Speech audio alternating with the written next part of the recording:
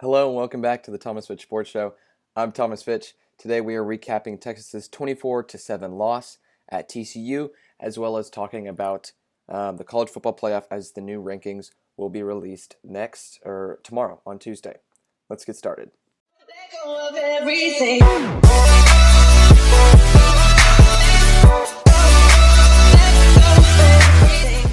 All right, so we're going to start off talking about the offense. So clearly what we're seeing is that the offense can't and won't get much done this year. That's just what we've been given with the offensive line injuries. I have seen that Connor Williams is close to being able to come back. I don't know if if that's actually something we want to do because you could hurt a medical red shirt. I don't know if he's going to want to go pro anyways. There's talk about that, but he is being given top 10 draft grades. So we'll see. But the offensive line is still pitiful. The run game can't get anything going. And this was finally the first week in a while where the offense had been tested against a good defense. You look at our past couple weeks. Baylor, not a good defense. Oklahoma State, not a good defense. OU, not a good defense. And you look at the Bedlam game. That was, they were putting up well over, I believe it was 62-52. That is an incredibly high score. So it shows those teams have terrible defenses. Now we go against a very fundamentally sound defense in TCU, and it shows we only score 7 points. You look at Bouchel, didn't have a great game. Didn't make any huge turnovers, but again, it was classic Shane. Nothing out of the ordinary, nothing special. He was 21 of 44 for 254 yards and a touchdown, and 12 carries for negative 23 yards. But again, that takes into account sacks. So again, it was another very slow start. You look at the first drive when TCU started off with the ball. There were 2 personal foul penalties, gave him 30 yards, and in the end led to them scoring, and that hurt a lot. And who knows, they might have still scored without those penalties, but you have to look at it and think, if you eliminate those first 2 penalties, can you start off with a stop? You get the momentum, and now your offense can take that momentum, go down and score, and it's a whole different game. So that's a little on the defensive side, but offense was also terrible all game long, but took them a while to finally start getting drives going.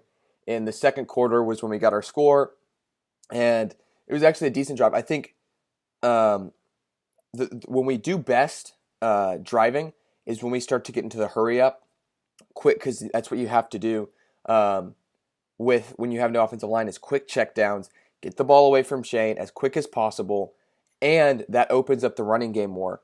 I think it's funny because at the beginning of the year, we're talking who gets to start, Chris Warren, Kyle Porter. Why do they keep getting all these touches? Why is Kyle Porter taking all the touches from Chris Warren?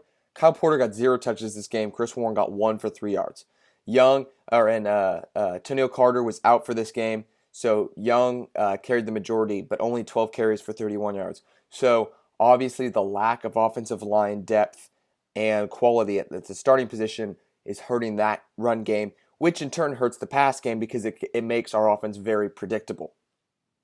The other thing is, again, you can't deal in the what-ifs world of would Sam have done better.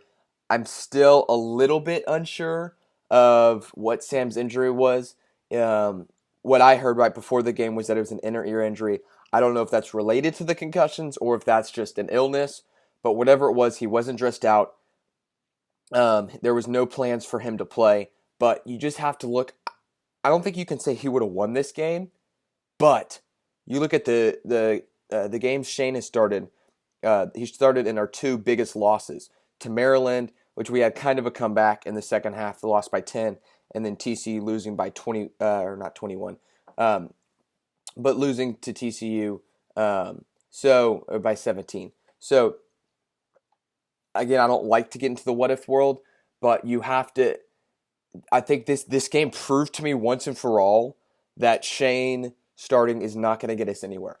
I think give him an offensive line, maybe it could have been a closer game because the defense played better. But with the poor offensive line, Sam just has a better quality of keeping us in the game, even if Shane's a better passer. So hopefully he'll be healthy and ready to go next week as we go on the road to Morgantown. Or sorry, that's 2 weeks from now. Next week at Kansas. And that's not as big of a deal playing at Kansas or playing here against Kansas because that should be a win. But again, last year, so we're not going to bring that up anymore. But I think Sam needs to be the quarterback from now on. Let's talk about Tim Beck for a little bit because I've gone back and forth on him and not liking him or not liking him. And I've touched on this last week, I believe, saying that on paper and the way that he's produced with this offense, and I get the offensive line has not been there. I get that, but still the play calling has been terrible. When you know you have no offensive line, you have to do a better job of developing plays where Shane's not standing in the pocket for a while trying to get the deep ball going. And that worked a little bit at first, but largely Shane's not going to have that much time. You got to have him throwing the ball, quick slants, quick out routes, something quick, hurry up the tempo. That's how we produce yards. And he's not been doing that great. So where I'm torn is, do you fire him or not? One way I'm saying don't fire him because you can't keep going new coach, new coordinator every year because it gives everybody or gives the teams, all the players, a whole new system they have to learn every year, which is tough. It's hard to build a good program when you have a new system, a new program, new plays every year. However, if you are trying to turn this team into a national championship caliber team, maybe, I don't think Tim Beck can do that. Yeah, and I think, again, some of it is he wants a running quarterback, and this offense doesn't have that. And so maybe when you have guys like Cameron Rising coming in next year, maybe you're able to develop that more. But, if we could finally get an offensive coordinator who is solid and who we can stick with for a while, if there is one of those candidates available, I think you have to take him and you have to try to get the coach who's going to be an offensive coordinator for 4 or 5 years before he gets snatched up by a bigger team. So that's my take on Tim Beck, but it's hard to warrant keeping him around with the failures of our offense, even with the poor offensive line play. Let's move on to defense. I touched on this earlier, but the defense did struggle a lot early on, especially on that first drive. And it wasn't poor play. It was poor discipline. I believe Brandon Jones had a personal foul. I don't remember who had the other one on the first drive, but that's 30 yards you give up. And when you're playing a very fundamental sound team like TCU, that really, in a way, reminds me of like a Kansas State team with more talent. So that's a team that just doesn't make a lot of mistakes. You can't make mistakes against this team or you're going to lose. And we saw that we made mistakes, and you give up a score in the first play or for the first drive, and you lose all your momentum. So that hurt. However, after that, I felt like they buckled down for a large part, especially in the second half, only giving up 7 points, and that was at the end of the game when it was kind of a blown, like fourth down, you're sitting everybody, you stop them or not. So the defense clearly, if we make it to the bowl game, it's going to be the defense who does that for us. The offense will not. Sam Ehlinger, nobody on the offense is going to carry us to a bowl game. It is on the defense. And you look at the 3 games we have left. Kansas, which should be a win. West Virginia on the road is going to be tough, but when you have a good defense, you have a chance to win every game. You also have a chance to lose every game. And Tech, who I think we have the ability to beat all the 3 teams left. So it would be nice to get to 7-5, but if we can't continue to grow the offense and continue to grow the offensive line, even as depleted as they are, it could be a 6-6 year looking at a bowl game and finishing right about 500. The other thing that I think hurt the defense in this game is it's really hard, especially when TCU would pick up the tempo. The defense was not getting a lot of rest because when the offense is going 3 and out and not staying on the field for a while, the defense doesn't get a rest on the bench. And so when they don't have a rest and they come back in and then TCU is going with this up-tempo offense, it wears them down. And so that's one reason why they give up 24 points is, especially early on when the offense was struggling to stay on the field, is they're exhausted. TCU's ramping up the tempo, and it just completely wears them down. Um, the one thing is, this was the first game where I believe there were no turnovers, and that's one way that we've been able to stay in other games, is turnovers or a pick six or some kind of scoring, special teams, defense kind of way. And we'll talk about Michael Dickson because, of course, he's the star of the week.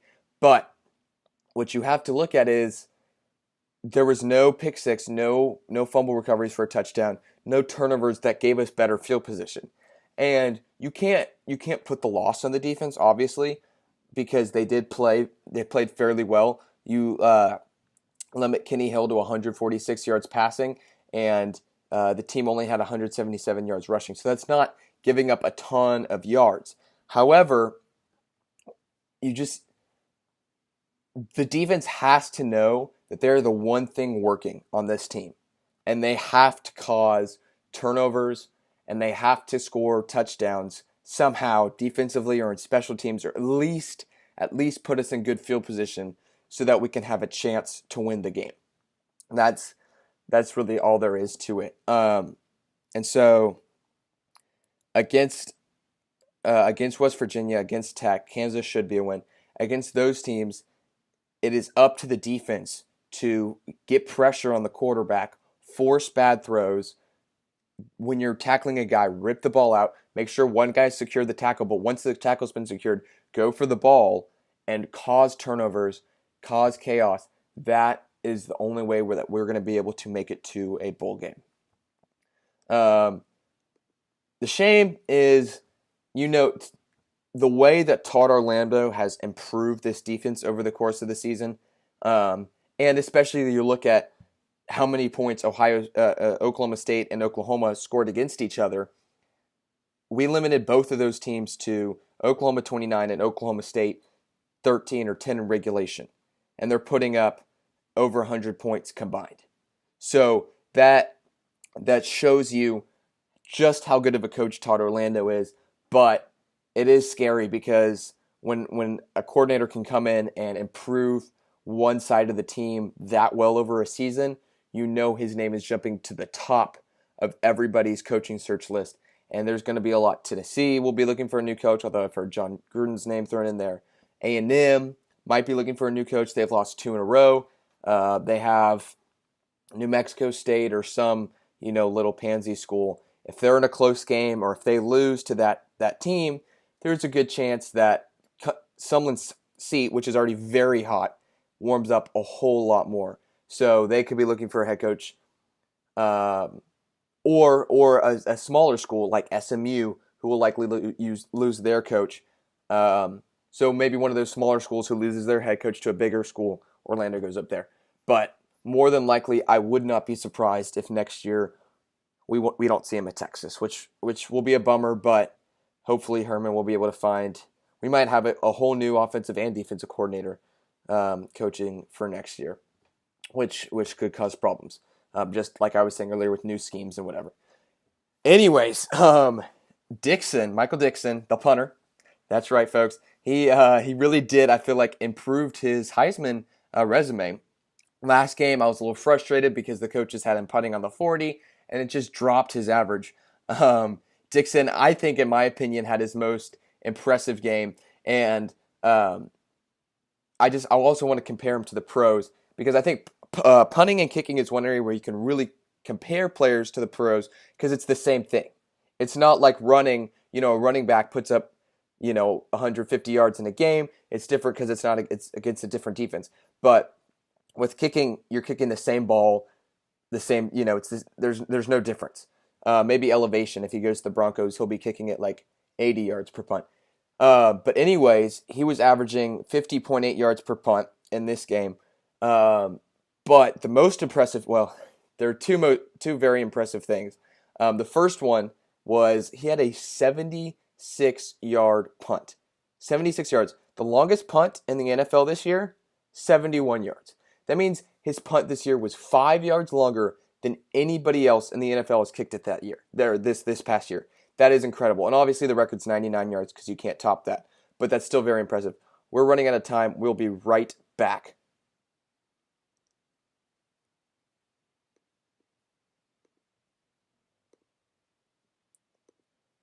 All right, we are back. We are still talking about Michael Dickson, who had a very impressive game. His average, it's only second in the NCAA, but he has the capability to go long like 76 yards. So 48.8 yards per punt. That'd be sixth in the NFL right now. So again, it's hard to compare players, but I don't see Saquon Barkley's stats. You transfer them to the NFL. Baker Mayfield, a lot of people are saying he's not even going to have a good NFL career. Michael Dickson could be the steal of the draft. I'm a Redskins fan, and when I was following their game, Trace Way, who's their punter, he had multiple kicks, a 35-yard kick, like a 40-yard kick. He's a terrible punter. So Redskins, if you're listening to me right now, go after Michael Dickson. He's a fifth-round steal. I'm telling you right now, fifth-round steal, Michael Dickson. Anyways, also Heisman. Also, Heisman voters, vote Michael Dickson, punter for Texas. He's the best punter and the best player in the league. Oh, I almost forgot. He had a tackle. He literally saved a touchdown. He punted it so far as about like 60 yards. So far, it outkicked the coverage, and the guy starts running. He's about midfield. Dixon's the last guy, and he takes him down, flexed on him a little bit. Clearly doesn't skip arm day, um, but he had a tackle. Like, that's incredible. A 76-yard punt and a touchdown saving tackle in one game. I don't see Saquon Barkley doing that. So, Dickson for Heisman. Make it happen. So that's all Texas recap. Let's talk a little college football. Other college football, because Texas is college football. So here are my rankings. I'll give 1 to 6 again. And I want to touch back on last week's rankings. Last week's, which went Georgia, Bama, Notre Dame, and Clemson. That was 1 through 4. And I really didn't have a problem with them putting Georgia ahead of Bama. And we'll see in a second how I think their matchups this week should put them 1 or 2. But I think that really shows how strength of schedule really does play in. And I think what they're also thinking is these teams are more than likely going to play at the end of the year. So who cares? We might as well honor strength of schedule. So anyways, number 1 overall, I have Georgia, which makes Bama number 2. And the way I kind of justified that, they both won 24-10 over what were 2 lost teams are now 3 lost teams. And I think the thing about Georgia is I think Alabama's win was slightly more impressive because it was against a ranked LSU team. However, I think, again, you have to go back to the strength of schedule. Georgia's win against Notre Dame still looks very, very good on paper. And Bama, I don't want to discount the Florida State win at the beginning of the year because Francois was healthy for part of that game. And I think that Florida State team was still a good team, and I think they've gone through a lot, and that's why they're playing poor. But I think that's why Georgia should be number 1. And it doesn't matter. They're going to be playing in the SEC championship more likely than not. So this is a problem that will get solved eventually. Number 3, still Notre Dame. I don't think many people can have problems with this. They play Miami next week. That should be an incredible matchup and should tell us a lot about both Notre Dame and Miami. And we'll get to where I have Miami ranked because Miami is undefeated, had a good win over Virginia Tech. So 4, I kept it the same as last week. I kept Clemson number 4. They had a good win over NC State, and I think NC State is getting a raw deal because they literally played Notre Dame and then Clemson back to back and got beaten both times against very good teams and fairly close. Well, no, Notre Dame killed them. Clemson was in a closer game, so that another reason why Notre Dame is ahead of Clemson. But NC State is still a very good team who has a bunch of losses because they've played a lot of good teams. And so now 5 is OU. I think OU still, they have TCU coming up. If they can win that game, I think that might bump them over Clemson. But you look at Clemson's 1 loss to Syracuse. It's on the road. Kelly Bryant was injured in that game. And it's a Syracuse team that is very underrated. That almost beat Miami when Miami was at home. So that Syracuse loss doesn't look as bad. Meanwhile, Iowa State lost this week, and Ohio State lost, and that was OU's loss and their key win. And so those teams losing, I think, hurts their resume a little bit. Then finally coming in at 6, I have Miami, and I'm still just not completely sold on them. I know they're undefeated. They had a very impressive win against Virginia Tech, but I think they still haven't shown me everything that they can do. And they have a lot of close losses to not great teams. Close loss, or not losses, wins. Close win against Georgia Tech, close win against Syracuse, close win against North Carolina. And so I think this game this weekend against Notre Dame is a big game for them to come out and show that they are the real deal. But if they can't, it's going to drop them way down, because clearly the voters, and they saw last week, Miami, I believe, was ranked 10 or somewhere 8, 9, or 10. They were ranked way down for being undefeated. So the voters aren't thrilled with Miami's schedule, with their wins. And so they need to beat Notre Dame this weekend if they want a chance to jump into the top 4. So that is going to do it for us today over at the Thomas Fitch Sports Show. We will either, depending on how Saturday goes, maybe we might have a show Saturday night or Monday afternoon, but I'll keep y'all posted on when the next show is going to be. Anyways, have a good Monday. From the Thomas Fitch Sports Show, I'm Thomas Fitch. Let go of everything.